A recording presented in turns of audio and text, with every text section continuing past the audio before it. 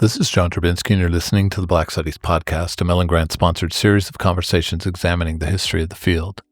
Our conversations engage with a wide range of activists and scholars, senior figures in the field, doctoral students, and everyone in between, culture workers and political organizers, in order to explore the cultural and political meaning of Black studies as an area of inquiry and its critical methods. Today's conversation is with Paul Joseph López Oral, who teaches in and is the director of the program in Africana Studies at Bryn Mawr College. His work focuses on the history, identity, and complex epistemologies of Black Latinx communities and cultures, with specific attention to the Garifuna histories in the hemisphere, which is the focus of his forthcoming book, Indigenous Blackness, The Queer Politics of Self-Making, Garifuna, New York. In this conversation, we discuss the place of Latin America broadly and Central America in particular in the Black Studies imagination, the promise of thinking without imaginary and political borders, and the transformative work of Black queer studies in the history and future of the field. Pablo, how are you this afternoon? I'm doing well. How are you? Not too bad. Recording this on a Friday, and so I've been looking forward to this. It's a great way to close out a really stressful week. I don't think there's been a non-stressful week in a very long time, but so welcome to the Black Studies Podcast. I've been looking forward to this. I'm really glad that we found the time. Really interested to hear your perspectives on Black studies, to hear about your research in relation to Black studies and all of these kinds of things that we talk about in the podcast. And I say this all the time, that it's especially important for my collaborators, Ashley and Bree and I, that we have people on with PhDs in the field. It's really important to get that perspective. And so welcome, but also that little extra welcome as someone with a doctoral work in the field of Black studies. So great to have you here. I look forward to this. No, thank you so much. I really appreciate the opportunity. I have long admired the work that you guys are doing in the Black Studies Podcast. I actually use it as a pedagogical tool in my classes, so I'm really grateful for it. And I'm joining you all from Chapel Hill, University of North Carolina, the 25th anniversary of Black Queer Studies Conference, and taking a little break from that to be able to have this wonderful conversation with you all today. Well, thank you then for taking a break, and say hi to Sharon Holland, who was on the podcast as well. Yes. Down there. So fantastic podcast session. Yeah. Every once in a while I try to seize these opportunities to shout out previous podcasts. Absolutely. But, we'll get into talking about your vision of the field and elements of your research, but I wanted to start, as always, with a more personal question and just ask you, what is it that drew you to the study of Black life? What drew you to Black studies? What sustains you in relation to this work? And that obviously is about your doctoral education, but these concerns that we all have and the commitments we have always have long stories. And so I just wanted to invite you to talk a little bit about how you got here and what keeps you here.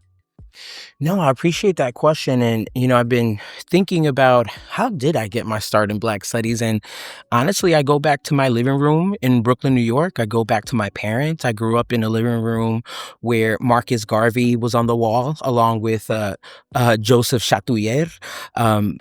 We are a Black indigenous maroon community from the Caribbean coast of Central America. My parents are from Honduras, the Caribbean coast of Honduras. So they had very many generations of Pan-Africanism and Black social movements as part of their genealogy. So those images that I grew up with in the living room, my dad was my first Black studies professor, right? He was a person who deeply loved Black history and his particularly Black history, right? His Black indigenous history. He was someone who was constantly trying to archive those histories, trying to collect as much as possible.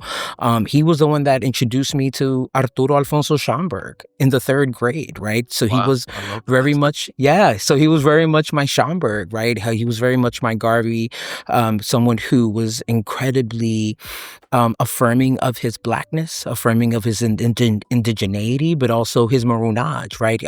One of his nicknames for me was Cimarron, right? And Cimarron being maroon, right, in Spanish. And it was something that was very much part of our daily living, but also was really clear about this is who you come from, right? Who's very understanding of the the ancestors, right? And understanding that the ancestors remain really present in our work. So even down the road when, when I end up being the first to go to college in my family, he was also, typical kid of immigrant parents who were like, be a doctor, be a lawyer. And then when I fell in love with Black history because of him and because of my mom who raised me in a Black Puerto Rican Pentecostal church, I don't think they were necessarily surprised, but I think they were like, how are you going to make money? Yeah. And luckily,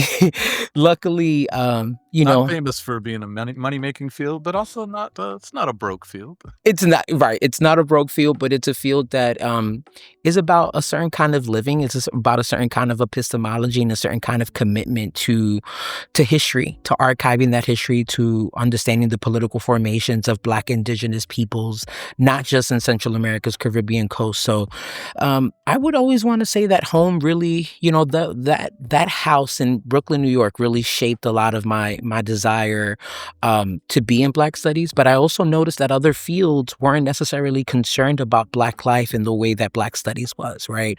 So I had gotten my start in history as an undergrad and then thought maybe Latin American studies could be a place where I could ask these questions around Blackness and Black life and more particularly like Black political movements. And then I quickly realized, Latin American studies is very anti-Black and very anti-Indigenous.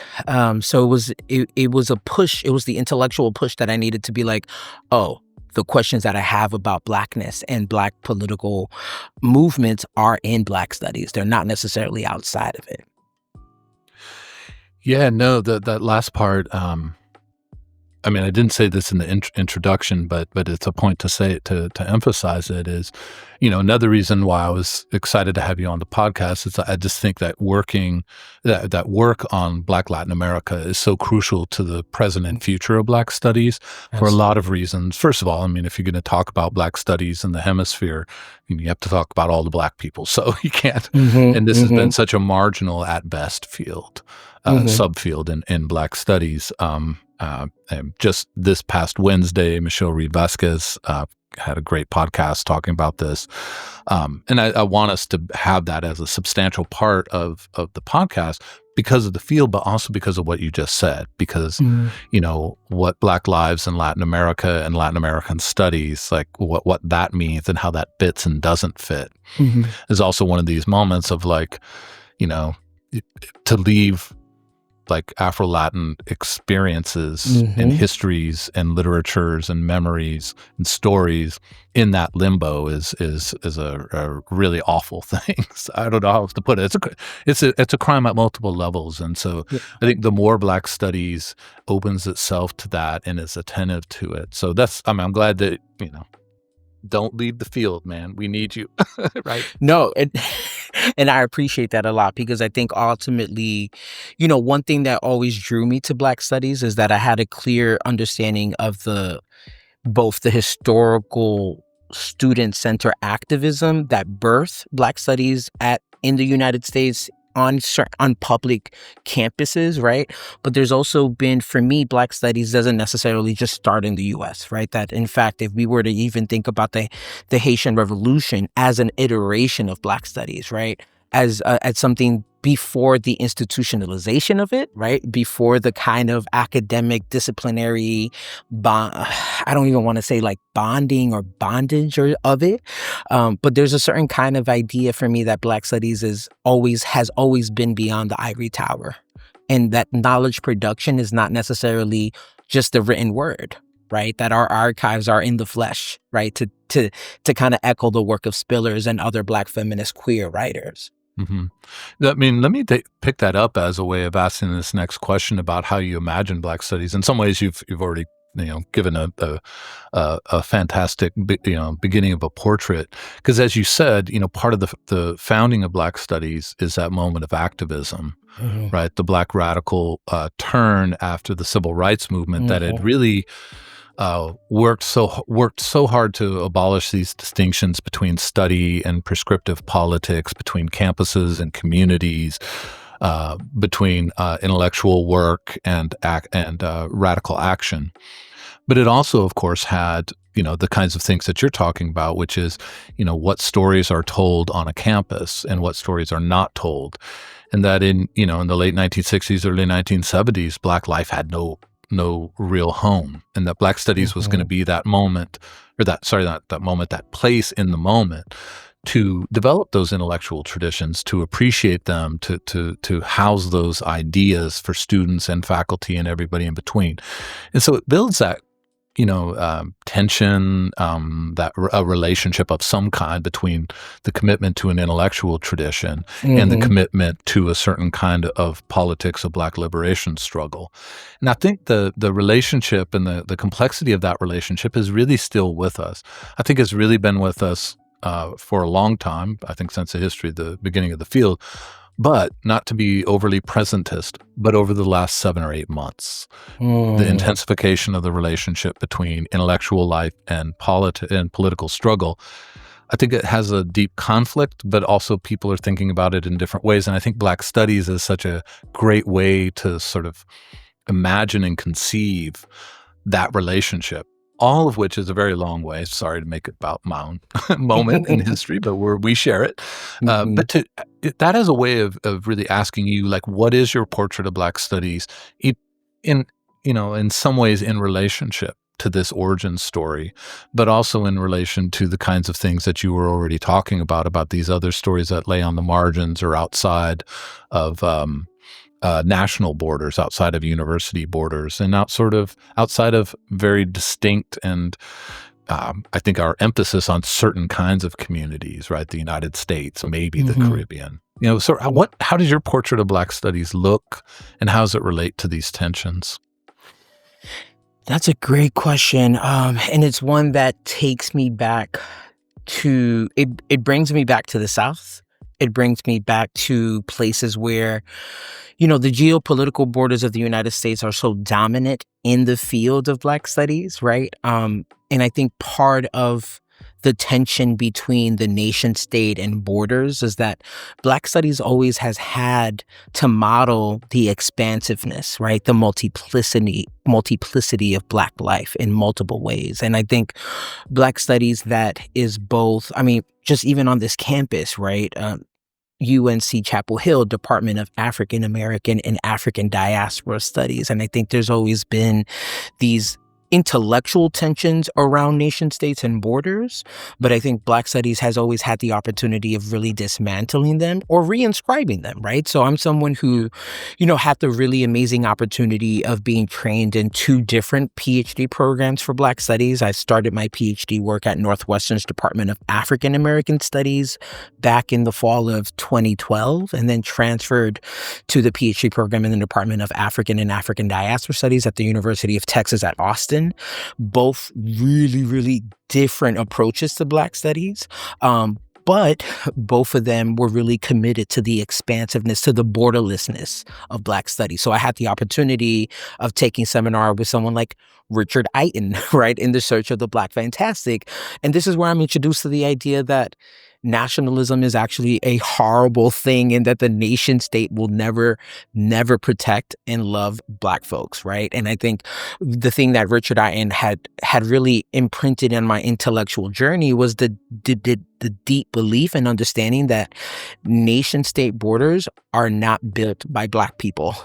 Nation-state borders are built by white supremacy, and the violence of that is enacted on Black bodies on a daily basis, right? So even when we think about the ongoing crisis in the U.S.-Mexico border, we don't have the frameworks to understand that those folks who are navigating the U.S.-Mexico border are Black Latin American people crossing those spaces, right? We have a dominant idea that of non-Black people crossing the border, but in fact, it's actually hundreds and thousands of Black Latin American folks, not simply from Haiti, not simply from the continent, but from mainland Latin America that are crossing, right? And I think Black studies has always been that really generative space to have those conversations, to really let go of those tensions, but it can also reproduce them, right? Because at times, Black studies has also been a nationalist project, right?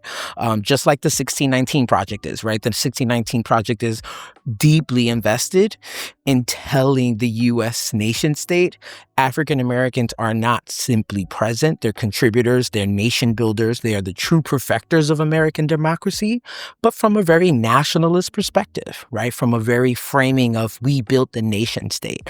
And I think there's something to just echo even the word of like the work of Ronaldo Walcott, right? There's something still about this nation state thing that we're kind of beholden to, that Black folks throughout the diaspora want to be part of this thing, right? That has always felt like we were never meant to survive in it, right? To kind of think about Audre Lorde a little bit, right? To think about nation states were really never built for Black people, and Black people are policed and surveilled in those spaces. And Black Studies has, I think, the political and intellectual commitment to constantly think about Black people everywhere, right?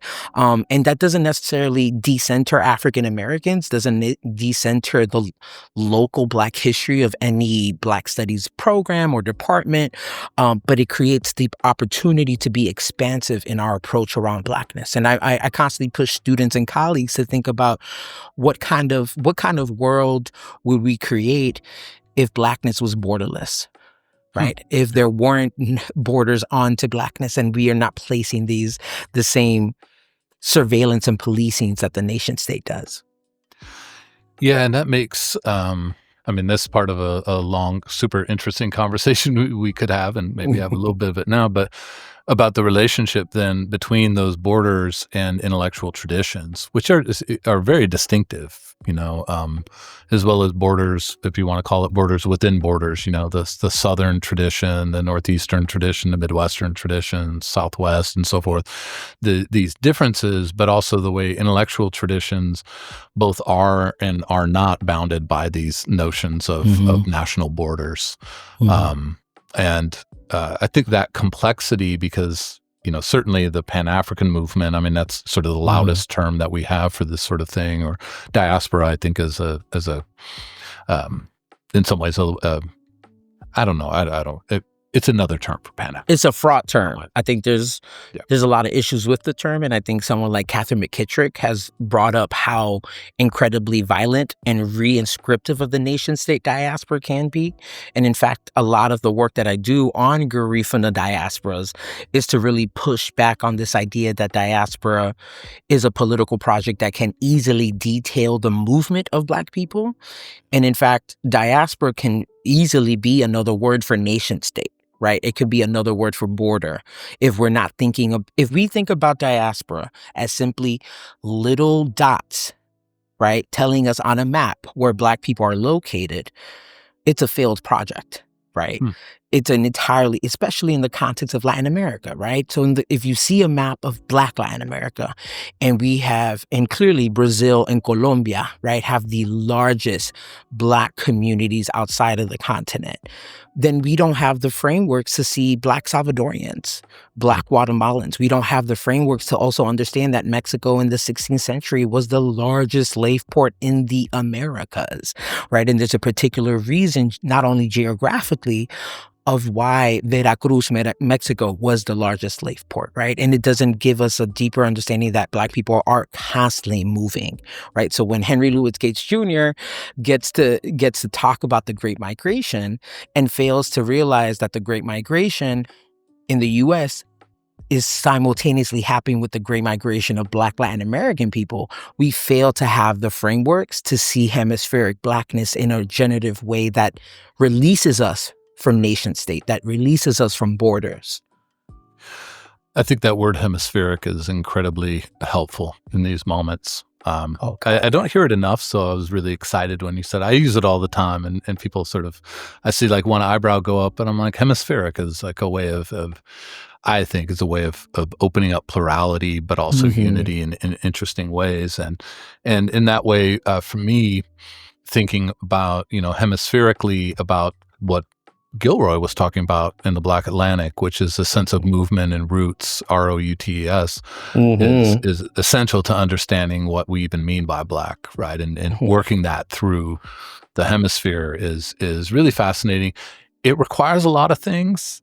It requires we read a lot more books, which in academia, ironically, that's a hard sell.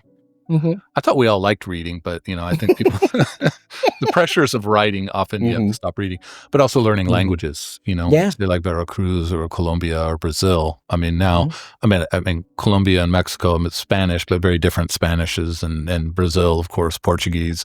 Not to even mention Creoles and Hmm. pidgins and indigenous languages, Hmm. but that's exactly, I think, the challenge of Black studies, as you're saying, is to push those borders at every level: linguistic borders, national borders, even racial borders, and all of Hmm. this. So, all that's to say, I try not to get too side like side path on this, because this is really really fascinating bunch of comments you just had, and I think if nothing else is worth it for that, because that's a lot to think about.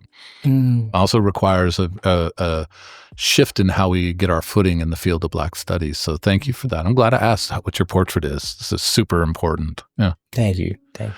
And so you've started to talk a little bit about your work. And so let me sort of continue this question about your work in relation to this portrait of Black studies, both how you want to imagine it, or how you do imagine it, but also what it has been and the tension there.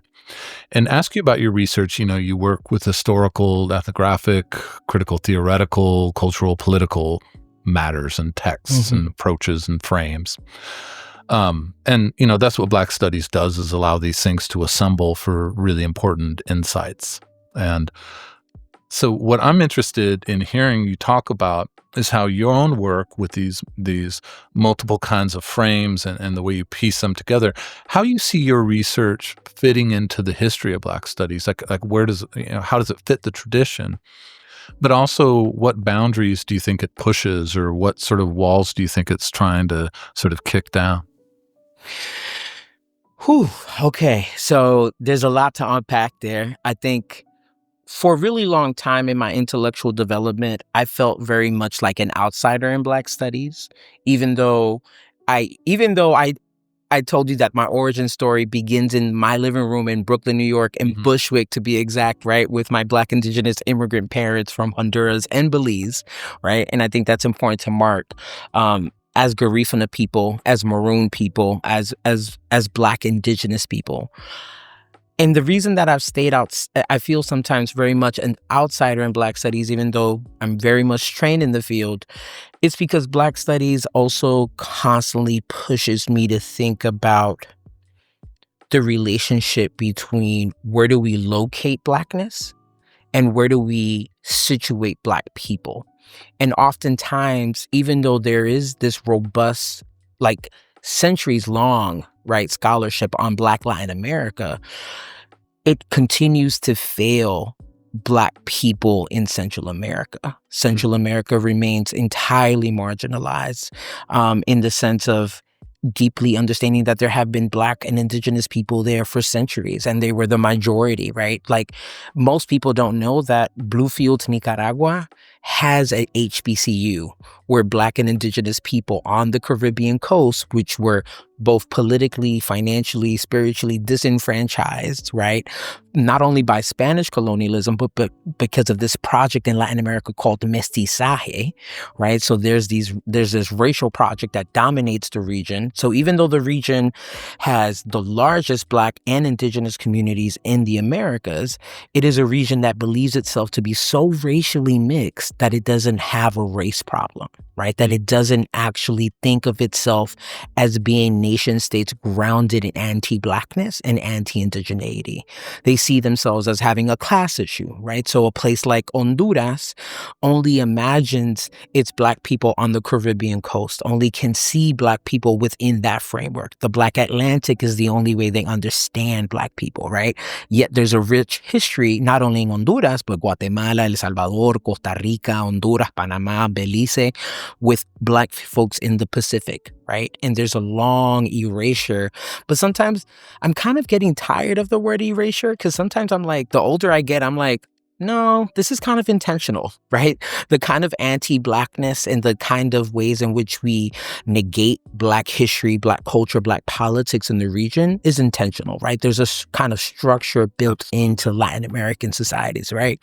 And part of the work that I'm trying to do is saying, building also on the genealogy of Afro-Latinx studies, is to say, well, guess what? these Black Latin American people have also been living in the United States. And they didn't get here in 2000, right? These Black Latin American people have actually been living here since the 1800s, right? So there's this long history of Black Latin American communities, especially in New York City, that have been part of the civil rights movement, that have been part of Black political and social life in the United States. So when I start my dissertation project, right, on my own community in New York City, right, on Garifuna Central Americans, I turn to the Schomburg Center, right? I turned to the Schomburg Center of Research in Black Culture and really didn't find much about a Black indigenous community that had been living in New York since the 50s. And that didn't surprise me, but that also alerted me to the reality is that a lot of our histories are not in these institutions, right? That a lot of the gaps that I've noticed around Black Central American history are in people's homes, right? Some of the most important parts of my ethnographic and oral history research is that I was sitting in people's living rooms collecting, photographs, right? Event flyers from the 70s, like in Brooklyn, New York, in the South Bronx, in Harlem, right? Where Garifuna Central Americans had been living for so many decades, but they weren't at the Schomburg, right? I did get to find some stuff at the Center for Puerto Rican Studies, and I do want to mention Puerto Rican Studies for a little bit here, because part of also being from New York City, I never saw the way I've always understood Black studies is that I've always understood Black studies in conversation with Latinx studies. Right. So I don't come from a world where they're compartmentalized and separate.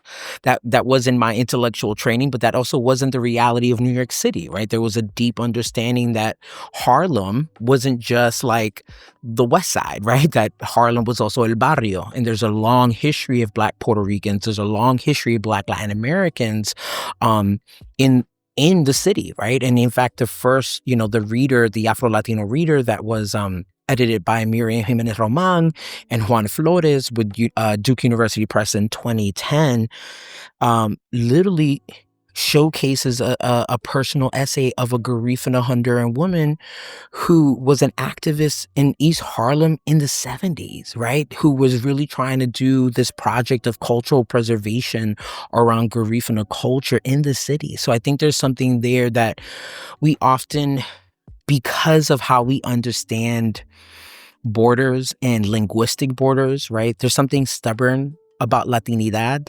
And I have a whole argument around, I think Latinidad is this very much failed project. And I think it's very much not only cancel worthy, but we have to reimagine Latinidad in different ways to deeply understand that there are Black Latinx people, right? That there are indigenous Latinx people that have been part of building and cultivating and nurturing Black life in the States, right? So a lot of my work, which I'm, just to be honest and transparent, I'm in manuscript revision hell or heaven, right? Where I'm going through a lot of the revisions, but thinking about this project as one that I'm really trying to disrupt what it means to be a Black indigenous person in the 21st century. What does it mean to also understand, that what is it about Black people in the Americas that we don't understand them as indigenous? So in other words, in my work, I'm really trying us to think about what would it mean for us to have an understanding of African descended peoples and whose descendants survived the Middle Passage to also be indigenous to the Americas, right? And part of that is I'm really trying to say land cannot be the only modality we understand indigeneity through. Because then that means we will never see formerly enslaved people of African descent who built nation states, who built democratic republics in the Americas as indigenous to those spaces, right? So like Francia Marquez Minas, who's the vice president, the first Black vice president in the second largest Black country in the globe, right? To say that my ancestors came here in 1526 and we built this very soil. We cultivated and nurtured this soil that we stand on. Why is she not indigenous to Colombia? right? Why do we not understand Francia Marquez Minas as a Black indigenous person of Colombia? And it's because, and this is where I enter into a very interesting and complicated conversation with Afro pessimists, but also even the work with Tiffany King, right? The Black shows, where part of the reason we don't see Black people as indigenous to the Americas is because of chattel slavery, right? Hmm. The former property, can they ever possess land? Can they ever own land? And I want to argue that yes, right? And if we understand land to not be the only way we see indigenous people, then we can start seeing Black people as indigenous as well, right? So why are the Gullah and Geechee in the Carolinas, why are they not fighting for indigenous rights in the same breath, right?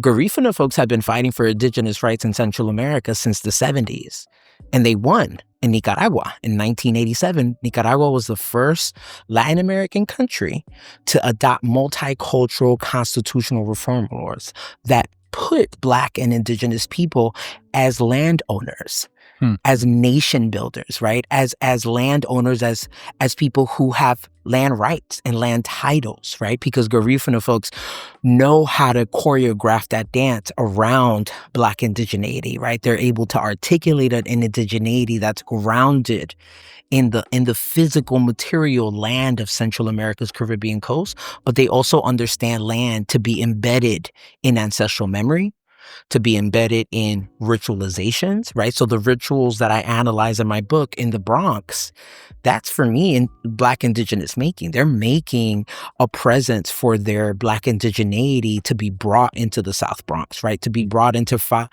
Rockaway Beach when they do ceremonies around ancestral remembrance and gathering, right? So part of what I'm really trying to think through is there's a tendency in Black Latin American scholarship to folklorize Black culture, right? To make Black people a folklore of the nation.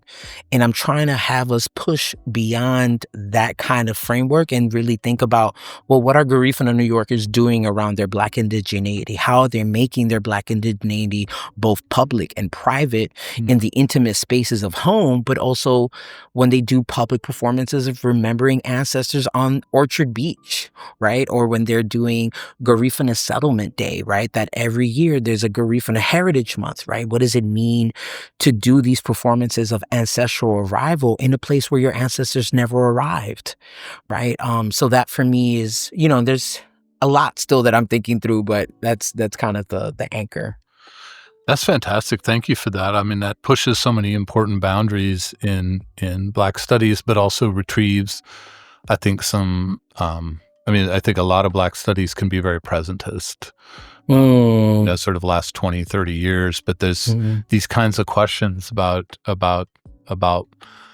belonging and root and rootlessness and non-belonging. I mean, these go back to the early 19th century, at least, if not before, especially in the African American tradition. So, bringing this up with the sort of metaphysical stakes that you just laid out, I think is absolutely crucial, and asks really hard questions about identity and land and place, and even just generating the vocabulary for that outside of the language of nation, or employing sort of strategically languages of nation, I think is really fascinating. So, man, I know you feel like it's heaven and hell, probably more hell than heaven, but you got to get the book out because this is really important stuff. So no pressure, but everything hangs in the balance. Right, exactly. No pressure, no pressure. But, one thing that I constantly go back to is, for some reason, I've been in this chapter where I'm really thinking about grief and ancestral memory. And for some reason, I keep turning to Toni Morrison. And I keep turning to Toni Morrison specifically when she's writing Beloved. And particularly because I think Beloved really gives me both the literary and ethnographic language around memory, and particularly like Black memory, right? How does Black memory archive itself, curate itself, and how does it hold on to the body? How does it hold on to the flesh? It also brings me to the work of M. Jackie Alexander, right? Pedagogies of Crossing, where the work of the sacred is so important. So part of what I'm analyzing in this particular chapter of the book is I'm really trying to think about grief and ancestral memory as a form of making Black indigeneity, right? So when Morrison tells us that ancestors can come to the table and you can be in conversation with them, she really opens us up to the idea that African Americans and other Black communities throughout the diaspora, right, have a form of indigeneity that is not restricted as the First Nations, right? Because I mean, one of the tensions in Indigenous studies, too, is that they're also really holding on to this idea of land, right? There's something about land that doesn't allow Black folks to have ownership of it, to have access to it in a way where we can understand Black people as being part of this land, right? So when we say blood and soil, cultivation, like beyond ideas of labor, right? Like I'm not staying in a place where I'm just thinking about the labor of formerly enslaved Black folks, right? I'm thinking about what does it mean for you to cultivate the soil that we stand on and then not get any recognition of that cultivation, if not through the lens of slavery, right? And part of it is that Garifuna folks are a maroon community, right? And part of the narrative around our collective ethnogenesis is being shipwrecked slaves, right? So part of our kind of epistemology is understanding that our ancestors, right, are these kind of warriors who fought slavery, right, and escaped slavery. And this is how we were born, right? We're born in the fugitivity of slavery. And that's an important kind of collective imaginary for us, but that's also one that we capitalize on. So this is where the critique has to come in, right? We capitalize on that kind of shipwrecked slave narrative because then UNESCO gets to brand us as we are a masterpiece of intangible humanity, right? So then this is where it gets really complicated because I've also seen moments where Garifuna communities divorce themselves from other Black communities because of that history of slavery. So there's something here that I'm still trying to deepen my critical lens on, right? There's something about the institution of slavery that is still beholden and saying that Black people can never be indigenous to the Americas because of slavery.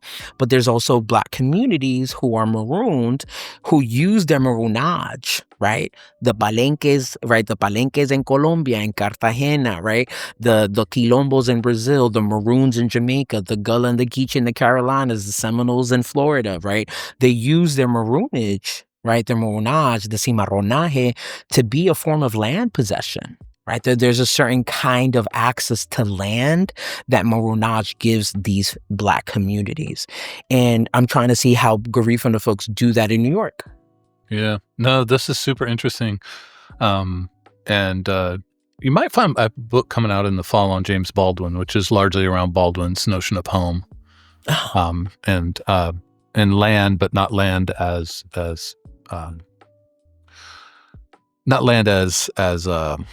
physics, but as metaphysics and imaginary.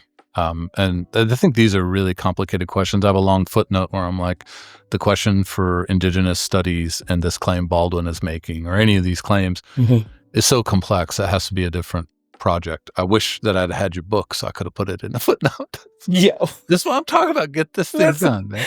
Listen, I'm trying.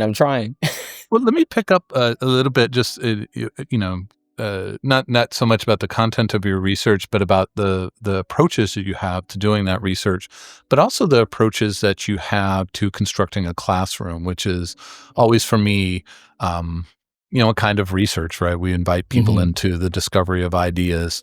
And I'm asking this specifically in terms of your own educational background, which, you've said your PhD was in a Black Studies program at UT Austin. And sometime at Northwestern, but even your undergraduate and master's degree, I mean, they're not in a discipline.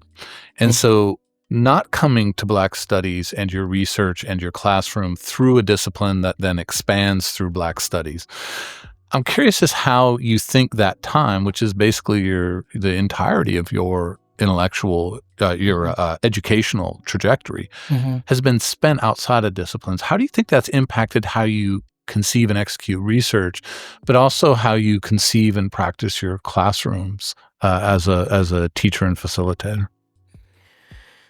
Whew. So, I approach that question with a lot of care because I think we are still living at a time where a lot of PhDs in Black studies are trained through disciplinary mentors, through disciplinary lens. So I think a lot of the ways our elders in Black studies were able to institutionalize PhD programs and graduate training and even undergraduate training in Black studies was through the lens of history, through the lens of sociology, through literary studies, right? So I think part of it is that I come out of the generation of Black studies that wants to refuse that kind of disciplinary training, right?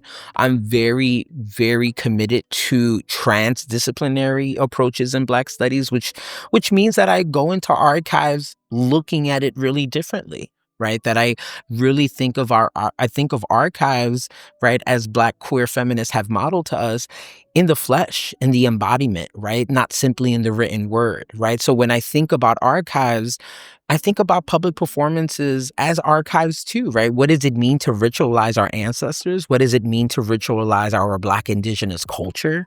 And those are archives for me, right? Those are embodied archives. So most importantly, I think that's the richness that Black studies gives us, right? That Black studies as a transdisciplinary field of knowledge making and world making for Black folks at the center of it is that we have to look at different ways of archiving, excavating, unearthing Black life in ways that traditional disciplines can't fully give us the full picture, right? And it's not, I still turn to historians, I still turn to anthropologists, right?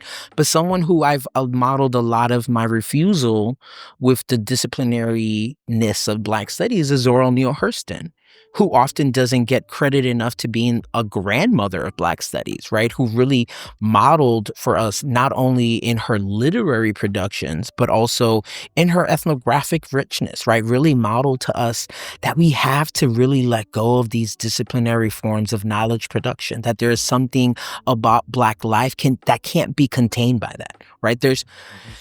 It's just Black life cannot be contained by these disciplines that have also been founded and created on the deep belief that Black people are not fully human, right? That there's a generation of historians, especially historians of slavery, who didn't really see. It took Angela Davis to write this incredibly groundbreaking essay in the 70s to be like, hi, they're Black women on the plantation too. Why are historians not paying attention to this, right? So there's a genealogy that's really present around like history and anthropology. In anthropology, Lee Baker has done this, right? Like Lee Baker's work from Duke University's, like he's called out anthropology for being a field that continues to really uphold, right, the views and ideas that Black people are inferior in the world. And Hurston said, no, actually not. Black people's culture are so rich that Black people created their own world, right? Like when she turns to the deep South, and this is leading me to like the ideas that the mustard seeds that I have for my second book project when I'm thinking about,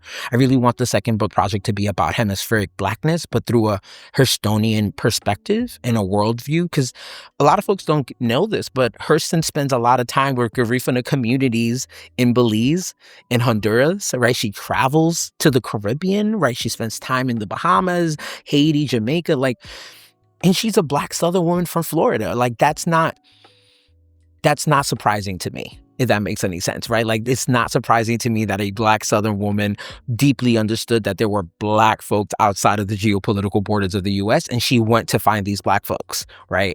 And spent ethnographic time with these Black communities, right? So part of what I'm hoping, especially for my students, right? And I think right now in these really deadly times, we have to train students to really create the worlds that we want our futures to be in. And I think Black studies has not only the political and intellectual possibilities and promise of that, but we have to create a Black studies that transcends even the idea of like tenure, even the idea of making Black studies legible to colleagues in other departments and fields. Like there has to be something that we're unbounded to, right? And this is a time of reckoning, right? And I think this is a time of reckoning that we haven't really seen, right? I'm 40 years on this earth. I have not seen this time. And I'm Trump aside, I'm terrified of what we're living, right? And I'm terrified of what the future looks like, right? I'm terrified about the fact that I stand 10 toes on Black studies, and that is the hill that I will die on, and that's it, right? Like, I'm not going to shift my understandings of knowledge production and scholarship simply to fit into some type of marketable or capital focused kind of discipline, right?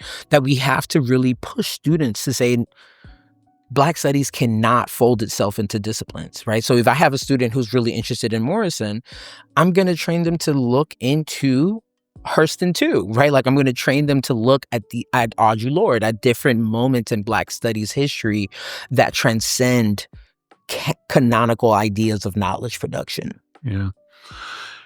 Yeah, you say, the Black studies is a hill we'll die on, and you said you're 40 years on the earth. I'm 16 extra, but this is the first time that I've actually had a moment of saying, we might die on this hill. But yeah, and that's real. It's one thing to say I'll die on this hill, and it's another thing to possibly. But I think it's for all the reasons you just said. That was really wonderful. Thank you. It's a hill worth dying on, because that expansion of what an archive means. It means one thing for our research, and I think that matters, because it's important that John, Pablo, Ashley, Bree on the podcast, and all of our colleagues, that we all talk. I actually believe in these things.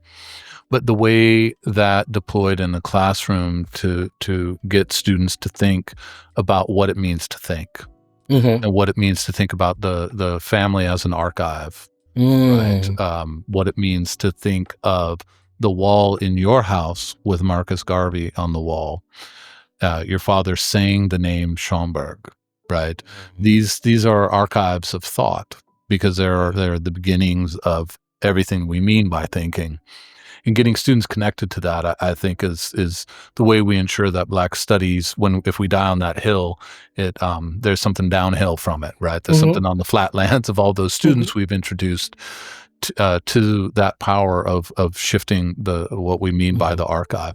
And I will just, I've started to do this more and more as part of, I think yours will be like number 128 in the series, or 124 in the series. So we're well into this series.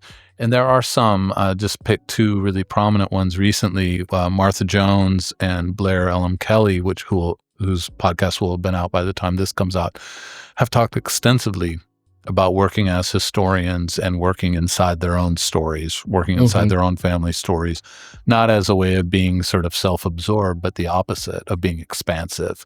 I think that idea that you were talking about, a way the intimacy of certain kinds of archives end up being the most expansive, is just it's a way that we have some flatlands of Black studies, so that if we die on the hill and the hill gets plowed, this still has some presence. Improvising with the metaphor here. No, and absolutely. And I think, this is why I'm really invested in training students in Black studies to also think about Black studies outside of the ivory tower, right? Because I think Black studies is not always in the academy. It's not always our students aren't going to all get professorships, so they're going to go do all kinds of things. So I need them to take that knowledge into tech, into chemistry, into other aspects of life, right? Also, like, there's so much work that we can do in public education right now with a Black studies curriculum. It could be incredibly transformative to a lot of our Black and brown youth to really have educators in front of them that have been trained in Black studies, right? To really decolonize a lot of the knowledge that they're getting consumed by, right? That they're really getting centered on. And you can see that this current administration is really, really distracted by that, right? That they're really committed to not having people access Black knowledge in ways that would radicalize and decolonize their living. Look, the fact that it's the target of a far right government says everything you just said, right? They're concerned for a reason. So, let me pull it back to the field of Black studies for a minute, sort of next to last question. And ask you, looking at the past of the field, 50-something years, what do you think that Black studies has done particularly well? And what do you think Black Studies has not done particularly well? That's a good one. That's a good one. So I think there's a couple of things, and I think it's really important that I'm in the 25th anniversary conference of Black Queer Studies, because I think Black Studies has done really well about disrupting like queer theory, right? To really make a clear intervention on Black queerness, Black transness, Blackness, and its entangled relationship with sexuality and gender. It's done that powerfully well, and I think it continues to do so. I think we have more places to. I think we can always do more work on the expansiveness of Black studies, right? So even at this moment, right? We still don't have the frameworks to understand what Black Brazilian queer people are doing in Brazil in conversation with US based Black queer folks, right? Mm. And I think those conversations are not just simply an issue of translation. I think it's still an issue of borders, right? So I think there are still borders, right? I think there are still Black studies programs that don't even have one Caribbeanist on their faculty, right? That's not an uncommon thing, right? Yeah. And I think we still need to do work, right? So even as a program director at a very small liberal arts college, really great place, there is not another colleague on that campus that is in Black studies trained in diaspora. Right. And I think we still live in those kind of moments where the expansiveness can be limited because institutions have limited ideas of what Black studies is and can be. Mm-hmm. But also, if you turn to the top 10 PhDs in Black studies and you don't read Glissant, that's really telling around the curriculum, right? That's really telling, Gilroy doesn't get read in every single Black studies department, right? Cedric Robinson doesn't, right? Like there's just some key thinkers that have been, I don't know if necessarily kind of excluded, but I would say they just haven't been on the syllabus, right? When I was really lucky about being at Northwestern and UT Austin, there were really different Black studies departments, right? Like at Northwestern, not 1 second did I read Black Marxism. But at UT Austin, every single seminar was Robinson, right? So so there's a certain kind of different training that I think Black studies scholars are curating, right? And I think we have to deeply understand that. But even the reason that I'm able to turn to Morrison is because I took a class with Darlene Clark-Kind. The reason that I teach Black women studies classes is because I was in a seminar with Michelle Wright, right? Like there's a certain kind of training that is happening that can also reinscribe certain borders, right? Certain kind of ideas, right? So yeah, I think there's still a lot of work to do in terms of the field and its curriculum. I'm really invested in curriculum because I think it really shapes our understanding of the field and kind of the knowledge productions that we have access to. I often remind students that we don't think of Audre Lorde as a Caribbeanist, right? In our kind of intellectual and political imaginaries of who Audre Lorde was, we don't really understand that Audre Lorde's part of that wave of great migration from the Caribbean to Harlem, right? And that she's literally a product of that great migration from the Caribbean to Harlem, right? That don't get me started on that, because I think part of what gets me riled up is that how do we not see Black people always in movement? How do we not understand that Black people transcend the nation state in every breath, right? And part of the reason we don't see Audre Lorde as a Caribbean is because we often want to place the nation state at the center of our understanding of Black studies, because we're still beholden to it. We're still attached to it. We still believe in the promise of the nation state, even though we've had multiple historical receipts that the nation state will literally create genocidal violence on Black communities. We still beholden to it. We still want to benefit from the ideas that we think the nation state will give us. Yeah, I mean, that was fantastic. Thank you. And I think a lot about, you said, so much of the first decades of Black studies was so dominated by historians, I would add to that literary historians, Yeah. which are very Yeah. different kind of historians. But you bring up Lord at the close there, and I think the literary historical is, and this is the nature of the field, so it's not even for me very much of a critique, if any at all, is about who were the friends and who were the communities, right? But what it means then to do something outside the literary historical and the broadly historical, and to think, and I know this just sounds like I'm like a pimp for my own field, but this is where critical theory is extremely important, because it does theorize modes of movement and what that means in terms of language, in terms of conceptual practices and resonances and so forth. So I think that remains a horizon for the field, and I always like to think of that like, some people have really shied away from what the field has not done well. For me, I mean, of course, the field hasn't done things well. It's 55 years old. I mean, come on now, that's okay to struggle with some questions. I mean, how long have we had historians, and how long have they not done a ton of things?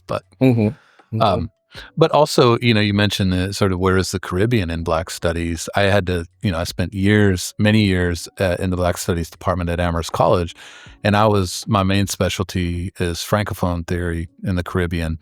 And there was an Anglophone literature, cultural theory person, and an Hispanophone Caribbean historian and cultural studies person, and we covered the Caribbean, and I got really spoiled that way, that Black studies in relation to the Caribbean had really deep roots. But all it took was sort of, you're at a small liberal arts college, you can get very self-absorbed as an institution. But as soon as I popped my head out of, the area code 413, I was like, wait a minute, this is actually very strange to have a bunch of Caribbean studies people. But that, ever expanding in a time of contraction is going to be one of our real challenges institutionally. And I'm not an anti-institution person, because we need departments, we need jobs, we need resources, and the way that we can continue those traditions alongside all the other elements of Black study.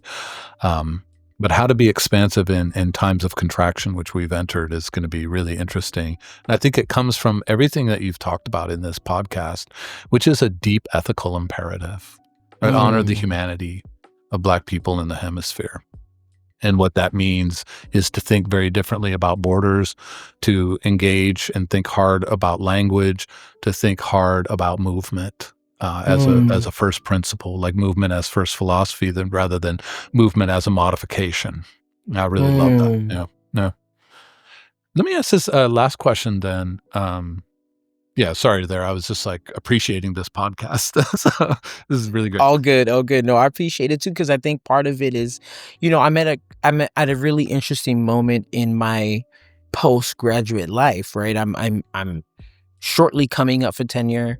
I'm shortly having this book out in the world, and part of the contribution that I want to make is like, we have to think about Blackness within a world that is borderless, right? So when we think about the borders where Black people have constantly found state-sanctioned violence, right? Like, I think about one border between Haiti and DR, right? A border that gets, widely circulated and widely deeply understood. But if we had the lenses to see the multiple forms of borders that continue to violently, I can't think of another word besides genocidal violence around Black communities, then what are we doing, right? Like, what is the nation state doing, right? And I teach the 1619 Project, right?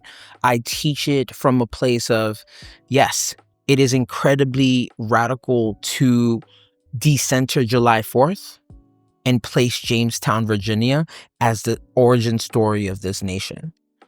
But 1492 is the origin story of the Americas, right? So how do we think about multiple 1619s throughout the hemisphere, right? Because if we did, we would I think we would be unstoppable, right? I think as Black people, as people of African descent, we would be unstoppable if we were to deeply understand Black history to be borderless, and not to reinscribe these boundaries that we continue to hold on to. Yeah, I mean, what you've underscored there really clearly, and so much of this conversation is I don't want to say the difference because they're so deeply related, but the political project of thinking outside borders and the Mm, imaginative project of thinking without borders, and mm, what it means. Because when you said we have to think without borders, and I thought I like the have to. I mean, I believe in imperatives and the challenge that that has for really rigorous and vital debates about the nature of the field. But I was also just thinking, like, what if we just sit with that, all of us, right? Everybody listening to this, everybody in the field, mm, just sit and think for a period of time. I mean, and I'm talking like a year.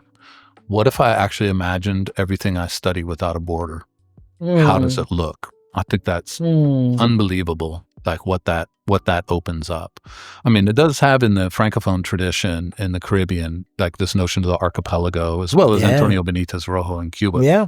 But Amherst College professor, he was my colleague for a while. It's very strange. Um, but thinking about archipelagic thinking, right, borderless Yeah, thinking, and yeah. there are all sorts of really interesting concepts, but the way they just make Mhm. force you to think very differently is really exciting, and the political consequences of that are potentially, as you said, liberatory and unbounded. Hmm. Yeah, you didn't say unbounded, but it's like an unstoppable force, right? No, but let's say unbounded because unbounded is working. Unbounded is working. And I think you bringing this up, particularly within a Caribbean archipelago, makes me think about the trailblazing work of Omi Sheikh and Natasha Tinsley in Black Atlantic, Queer Atlantic, right? Where we finally get the language and the register to think about Black queerness, right? Entangled, right? That these are not compartmentalized experiences, right? That Blackness is always already queer, right? And that there's a particular kind of project that we have to understand that Black queerness has constantly existed, right? What is it to reimagine the Middle Passage through the lens of a Black queer kinship that doesn't have anything to do, and this is where I think Tinsley does a beautiful intervention where it doesn't have anything to do with same-sex loving or same-sex desiring, and it can, if that's the case. But her look at how Black queer kinship, even in the face of unimaginable horrors like the Middle Passage, like plantation life, to really understand that those histories are there and that we need the lenses to look at them. I mean, you mentioning Antonio made me think about how incredibly rich Tinsley pushed us to really imagine the Caribbean, right? The queer Caribbean. Wonderful. I mean, in some ways, you may have already answered this, responded to this last question that I had, Yeah. way of concluding. So you can feel free to say what I just said. But is sort of shifting back to you, sort of thinking in the context of the field of Black studies. What is the issue you would want us to all be thinking about? What is the question you would want us to all be asking? Ooh, you left a good one for the last one. Got it. Um, Put you in so charge, man. What are we supposed to do this summer? all right, what are we supposed to do this summer? Oh Lord, live our best life in as much safety as possible. Um, I always go back to I always go back to the worlds that Black, queer, trans, femme people create for us. I'm spending a lot of time thinking about I've been spending a lot of time thinking about M. Jackie Alexander, and particularly the way in which she really gives us the language, but also the understanding of the work of sacred, of spirit. And I think this has a lot to do not only with my kind of upbringing in a Black Puerto Rican Pentecostal church, but also in Garifuna traditions, right? Garifuna traditions around ancestors, and also like the deep belief that ancestors are with us, right? That they are literally our guiding forces, our life forces on this earth.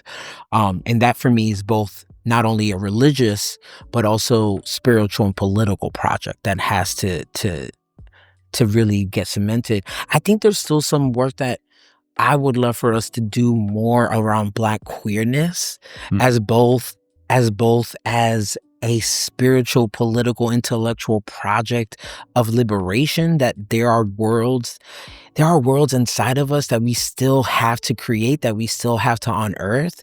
And I'm all about cimarronaje.